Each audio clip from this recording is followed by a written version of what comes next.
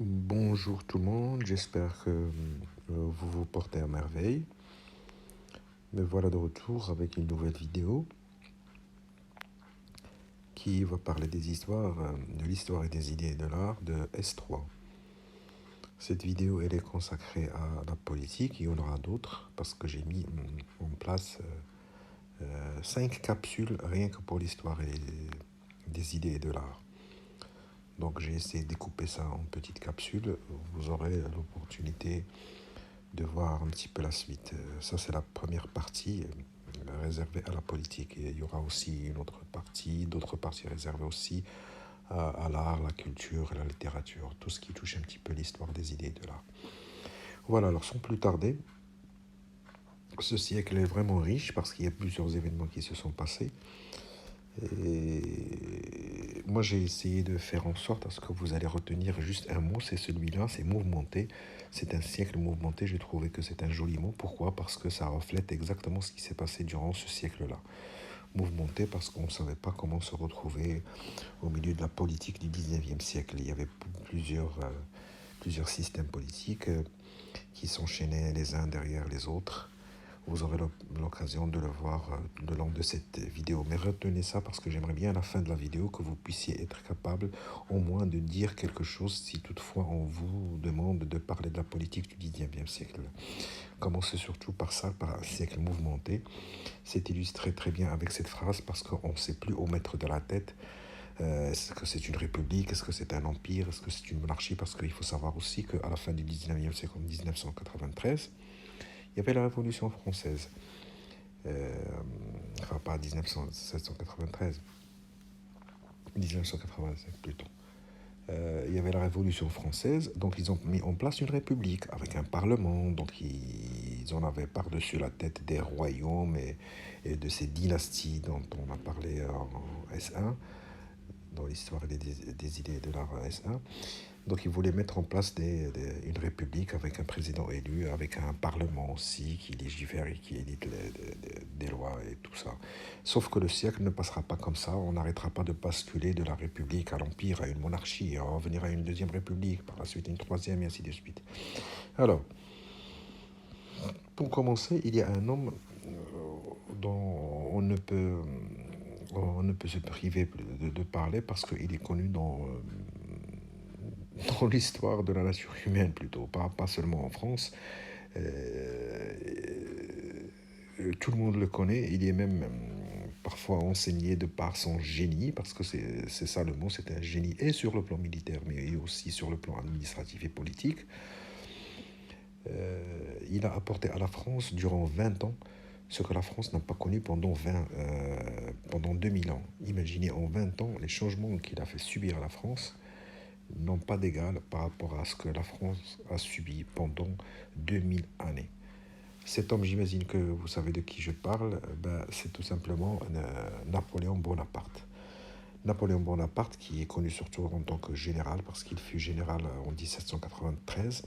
Juste après la République, il gagne quelques batailles et il montre son génie militaire. Donc on le nomme général.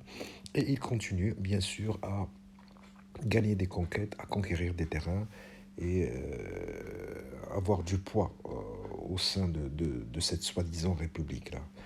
Donc cette république, pour être très simple, cette république, elle avait mis en place, cette révolution française, elle a mis en place une république. Sauf que lui, plus il prend du pouvoir, je vous ai mis là, il était devenu général en 1993. En 1799, comme il prend du pouvoir et il sent qu'il a du poids sur ce pays-là, il a eu l'intelligence de mettre en place ce qu'on appelle un conseil d'État. Un conseil d'État composé de 3 hommes, troisième consul, deuxième consul et premier consul. Ce conseil d'État, il dit au début que c'est juste pour pouvoir superviser un petit peu ce qui se passe dans le pays sur le plan politique, mais aussi pouvoir avoir un contrepoids par rapport au Parlement qui existe et qui soi-disant gouverne. Donc, c'est comme un contre-pouvoir. Donc, le peuple dit chiche, bien sûr, c'est bien. Donc, il y a un contre-pouvoir. On ne laisse pas le Parlement non plus faire ce qu'il veut parce qu'il peut faire des bêtises. Il y a un Conseil d'État composé de 3 hommes qui surveillent, qui doivent être consultés à chaque fois qu'on veut légiférer, éditer une loi ou bien mettre en place une règle et ainsi de suite.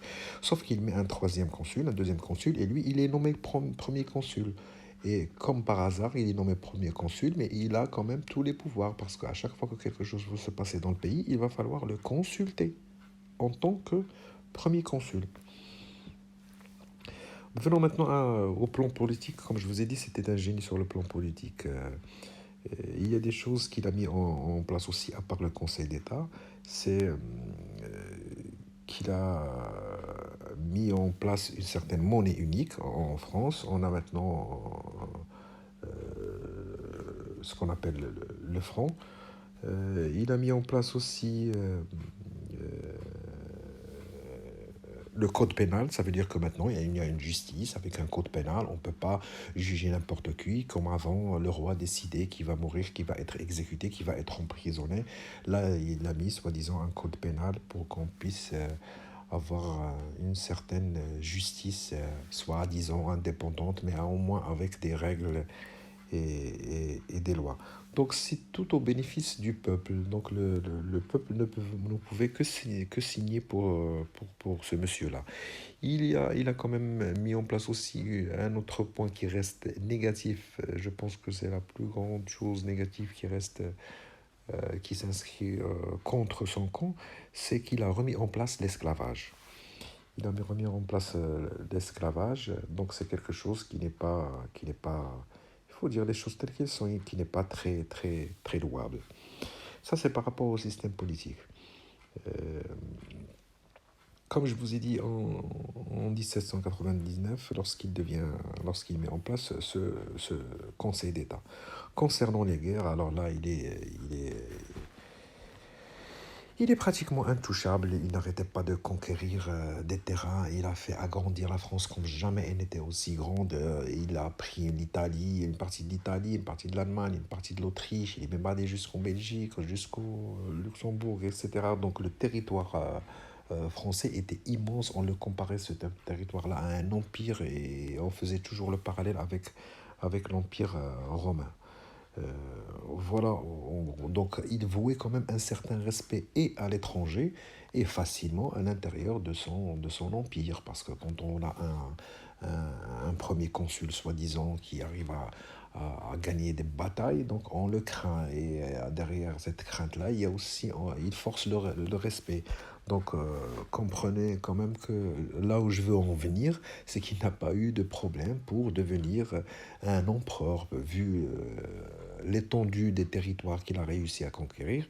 Il s'est proclamé empereur et encore une fois, il était sacré par l'Église parce que, comme je vous ai dit, tous les rois de l'histoire de France euh, tiraient de leur côté l'Église parce que c'était la parole de Dieu. Et la parole de Dieu dit que celui-là est roi ou celui-là est empereur. C'est une bénédiction qui leur vient de Dieu. Donc les pauvres, ils n'y sont pour rien.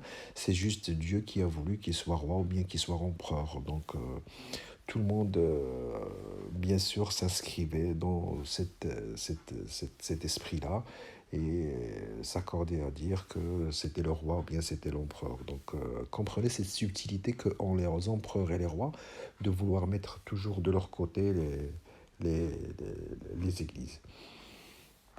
Donc tout ça, je vous l'ai mis ici, comme ça vous n'aurez pas besoin d'écrire. Donc j'ai oublié de vous dire que écoutez au moins, comme ça vous comprenez l'histoire et que vous soyez habilité à écrire par vous-même. Le reste, moi, je vous l'écris. Je n'ai pas de problème. Vous aurez les notes par ici. Ça, c'est tout ce qui touche un petit peu le système politique, comme je vous ai dit tout à l'heure.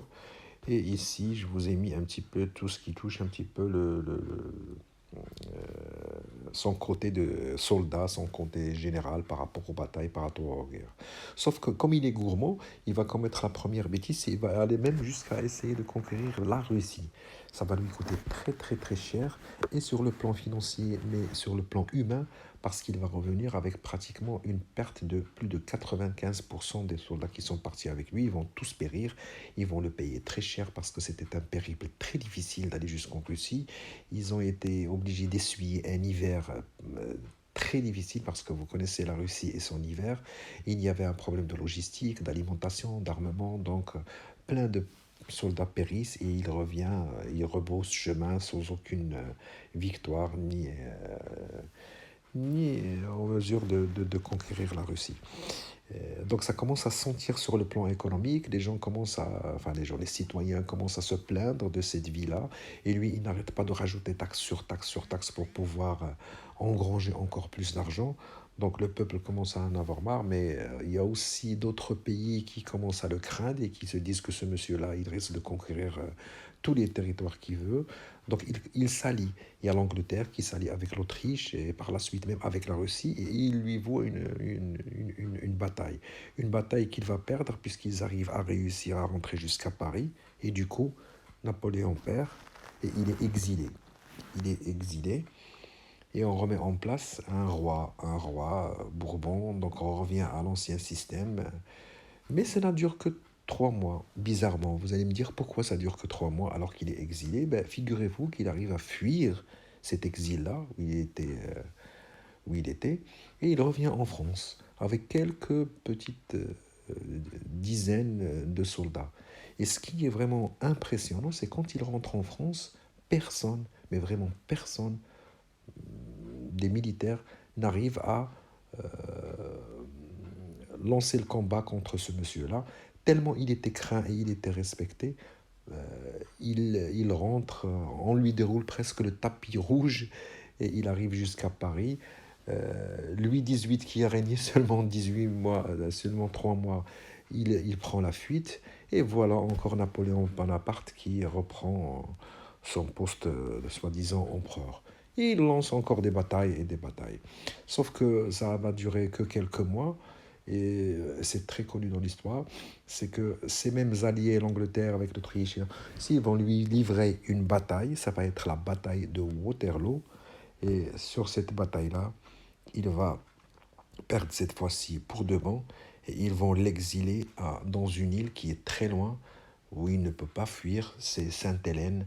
Et c'est de Sainte-Hélène-là qu'il va continuer tout simplement à écrire parce qu'il ne peut plus combattre ni faire quoi que ce soit. Il va continuer juste à écrire ses mémoires. Donc, c'est Waterloo qui signe la fin du, du règne de Napoléon Bonaparte.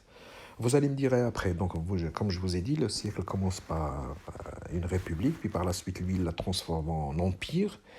Mais par la suite, qu'est-ce qui se passe? C'est ce même roi qui a pris la fuite et qui n'a régné que 3 mois. Il revient. Donc, on revient à un autre système. C'est que vous allez remarquer qu'il va y avoir une suite de rois. Tout à l'heure, on disait que c'était une république. Par la suite, c'est devenu un empire.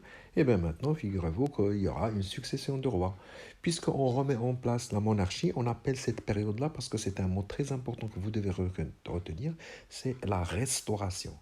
Restauration, comme quoi on va venir restaurer à nouveau, ou bien plutôt de nouveau, un royaume, une monarchie. Donc si on vous dit parler un petit peu de la restauration, c'est que vous êtes censé parler de cette période-là où l'empereur a été exilé, l'empereur Napoléon Bonaparte, et comme c'était avant une république et maintenant on revient encore à l'ancien système, à savoir la monarchie, on a appelé ça la restauration. Ça veut dire on restaure, on remet encore une fois en place un royaume qui commence par un tout gentil roi Louis XVIII. Vous le remarquez à travers la photo qu'il passe son temps à faire la fête, ça se voit, et à manger. C'était un grand mangeur, donc il n'a pas fait franchement grand chose. Hein.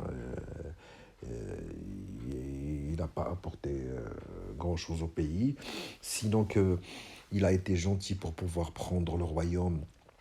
Il a pardonné, on appelle ça amnistier, il a pardonné les opposants qui étaient contre le royaume et tout ça, il leur a accordé une certaine amnistie, donc il les a libérés. C'était un point positif et le peuple a apprécié ça. Il a autorisé le fait qu'il y ait plusieurs partis politiques, le peuple a aussi adoré ça, comme quoi on peut avoir plusieurs partis politiques et donc il peut y avoir plusieurs idées différentes, donc c'est tout joli tout ça. Euh, voilà. Euh, Cette monarchie-là était quand même une monarchie parlementaire parce que c'était lui qui décidait de tout, mais bon, c'était tout gentil. Il finit par la suite par mourir, celui 18 là, et quand il décède, voilà, je vous ai noté encore une fois ce dont je vous ai parlé, et quand il décède, il laisse la place à Charles X, à un autre roi. J'ai oublié de vous dire que le dernier point que vous voyez ici, liberté de la place, c'est quand même très très très important. Ça veut dire qu'il autorise le peuple à parler, à s'exprimer et surtout la presse, parce que c'est un point important dans le règne de Charles X. Charles X qui va régner juste 5 petites années, lui, il prend une autre direction. Il est beaucoup plus autoritaire, il vient pour asseoir un pouvoir beaucoup plus sacré, il veut garder plus, centraliser le pouvoir autour de ses mains, et ça va très mal finir pour lui, parce que vous devez retenir aussi Charles X avec une seule chose, c'est que à force de mettre en place beaucoup de taxes et à force de s'accaparer et de prendre plein de pouvoir, euh, la colère monte chez le peuple petit à petit, et la goutte qui va faire vraiment déborder le vase et qui va signer sa fin, c'est lorsqu'il va supprimer cette liberté de presse. Cette liberté de presse, ça va être le coup de gaz. Et donc, c'est ce qu'on appelle, avec Charles X, une révolution qui va durer 3 jours, 26, 27, 28, 27 plutôt, 28, 29 juillet, et qui s'appelle les Trois Glorieuses. C'est une révolution qui va déboucher à la chute du règne de Charles X. D'accord? Donc c'est un élément très important que vous devez retenir. Je vous l'ai mis là d'une manière très simple. La goutte qui fait déborder le vase, c'est la suppression de la liberté de la presse. Et ça va déclencher une révolution de 3 jours qu'on va appeler les Trois Glorieuses. Donc maintenant, si on vous demande de dire qu'est-ce que c'est que ces Trois Glorieuses, vous allez dire c'est une révolution qui a duré 3 jours et qui a abouti à la chute du règne de Charles X. Malheureusement, viendra un autre roi, lui aussi avec sa stratégie et sa tactique, et comme il est très proche du peuple, pour pouvoir gagner sa confiance et être élu roi, et non pas basculer encore vers une république, il va être très citoyen. Il va mettre un élément très important parce que je ne sais pas si vous le savez, mais les rois en général de France mettaient toujours un drapeau blanc. Il n'y avait pas de 3 couleurs. Les 3 couleurs, c'était le symbole de la révolution du XVIIIe siècle. C'était un drapeau hissé tricolore bleu, blanc, rouge. Lui, quand il va venir au pouvoir, ce Charles-Philippe, il va mettre le drapeau de la France comme quoi c'est bleu, blanc, rouge. Donc c'est une façon de dire que je suis avec vous le peuple. Il va laisser quand même une certaine bourgeoisie s'épanouir, commercer comme elles veulent, marchander comme elles veulent. Il va donner beaucoup plus de liberté. Sauf que cette liberté, elle va déboucher sur quoi? Ces bourgeois, ils vont essayer de s'accaparer aussi le plus de, le plus, comment dire, ils vont essayer de chercher à gagner le plus possible, mais au dépend de qui? Au dépend des travailleurs. Donc les travailleurs vont se révolter, euh, parce que ça va être la misère, la famine, pendant que les bourgeois s'enrichissent encore plus, les pauvres travailleurs s'appauvrissent encore plus, et ça va déboucher à une certaine crise, quand même, grande crise économique, et qui va mener à une révolution, et qui va déboucher sur, cette fois-ci, la mise en place d'une deuxième république. Pourquoi deuxième république? Parce que la première république a été mise en place lors de la première révolution, en 1785. Maintenant, comme il y a une autre révolution qui met en place une république, donc on appelle ça une deuxième république avec quelques quand même règles qui changent par rapport aux droits et aux règles et la mise en place d'un parlement. Donc, récapitulons, le premier, il ne fait pas grand-chose, sinon il donne un petit peu de pouvoir, avec la liberté de presse. Il décède, il y a Charles X qui arrive et lui, il essuie une vraie gifle en supprimant la liberté de la presse, puisque c'est pendant son règne qu'il y a eu les Trois Glorieuses. Vient un troisième roi qui est très gentil, mais malheureusement, à force de laisser la bourgeoisie s'épanouir, elle va s'accaparer toutes les richesses du pays et elle va essuyer aussi la révolte des travailleurs, ce qui va conduire à une deuxième république qui est mise en place. Voilà. Donc, vous allez me dire, oui, d'accord, on était d'abord dans une république, puis par la suite on est passé à l'empire. Maintenant, on est dans une monarchie avec trois rois. Et après, qu'est-ce qui va se passer? Après, il y a un autre scénario qui va se monter. Il y a une deuxième république, il y a encore quelqu'un qui va venir et qui va dire, d'accord, je suis pour la république, c'est lui, Napoléon Bonaparte, qui est un descendant de Napoléon Bonaparte. Celui Napoléon Bonaparte, il va le dire, oui, il n'y a pas de problème, on va essayer de mettre en place un certain vote, que les gens vont pouvoir voter pour le président, ça s'appelle le suffrage universel, je serai votre président. Il a enlevé l'esclavage, il a dit que c'est pas normal qu'il y ait des esclavages, donc tout est gentil et tout va dans l'intérêt du peuple. Donc, je suis désolé, les citoyens sont conquis, sont séduits par cet homme-là. Il y a aussi ce qu'on appelle une révolution industrielle, parce que il y a plusieurs sociétés qui se mettent en place, d'entreprises, il y a, il y a de la fabrication industrielle, il y a beaucoup de main-d'œuvre, il y a beaucoup de travail qui se met en place, l'économie est en marche. Sauf que par la suite, après 4 années, j'ai pas mis ici par hasard 1848-1852, parce que c'est juste pendant 4 ans où il laisse une certaine république, à savoir la Deuxième République, pour par la suite, en 1852, il proclame un empire encore.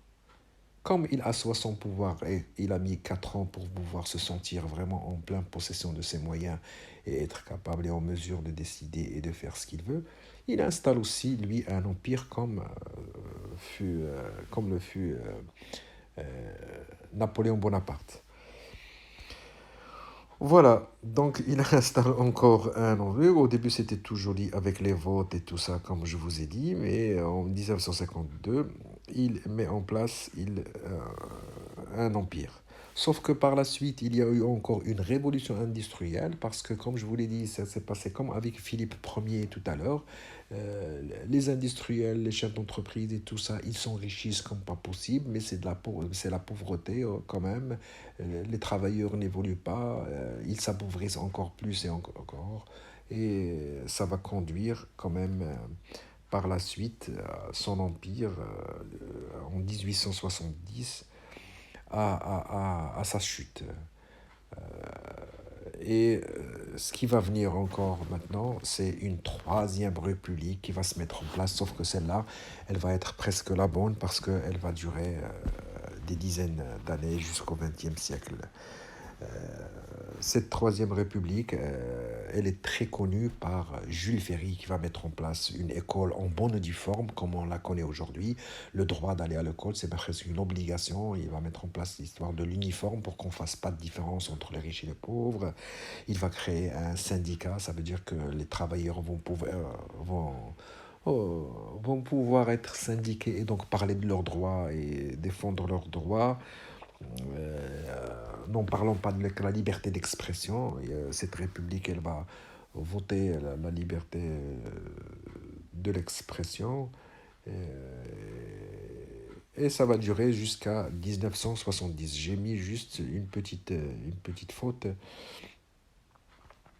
C'est ici, au lieu de mettre 1870 à 1940, j'ai mis 1970. Donc c'est une remarque que vous pouvez retirer, je suis désolé. Euh, j'ai oublié de vous dire dans le cas de Louis-Philippe que sa chute, bien sûr, en plus de la révolution industrielle et de l'appauvrissement des travailleurs et tout ça, comme il continue à mener des guerres, il a fini par perdre une bataille contre les Prusses qui vont carrément l'arrêter. Et c'est ça ce qui va aussi aider à la mise en place d'une république. Voilà. Donc, vous avez remarqué que c'est quand même difficile à retenir. Il y a plein de trucs qui se passent, il y a plein de changements politiques. Donc, c'est pour ça qu'on a dit le premier mot de tout à l'heure, c'était un siècle mouvementé. Alors, on y va pour un petit récapitulatif pour savoir si vous avez bien retenu les leçons. Qu'est-ce qu'on a dit? Au début, il y avait... Qu'est-ce qu'il y avait au début? Alors, faites travailler un petit peu votre mémoire. Au début, il y avait un certain, que je vous ai dit, qui a fait des changements en 20 ans que la France n'a pas connu pendant 2000 ans.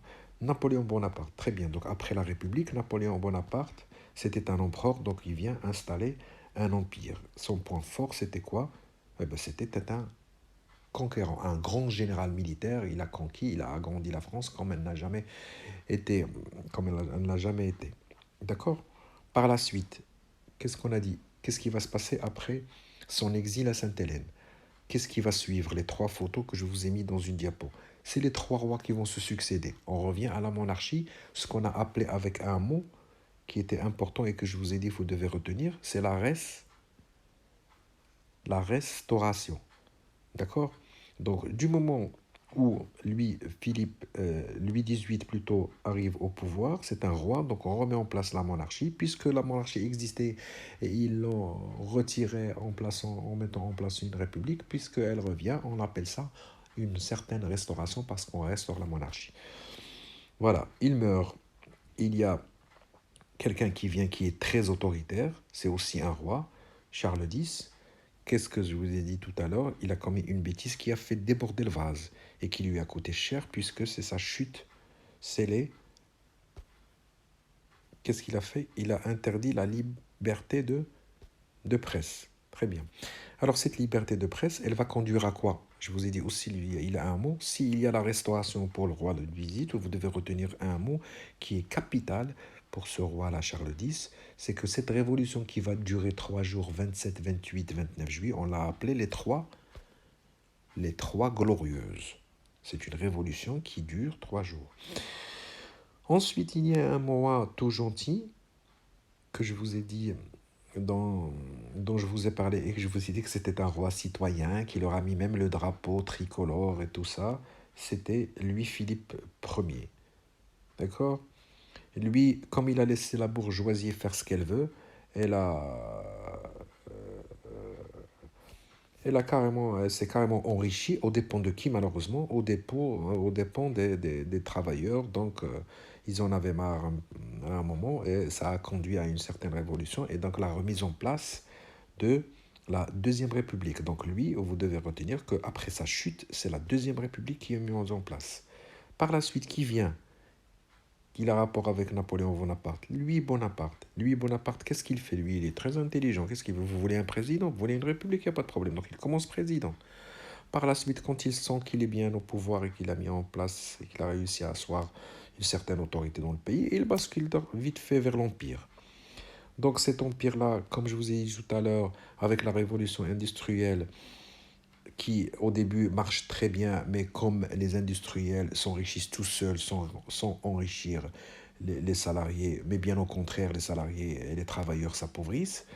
Donc il y avait un début de colère déjà, et avec sa perte dans une guerre contre les Prusses, ça a conduit à sa chute.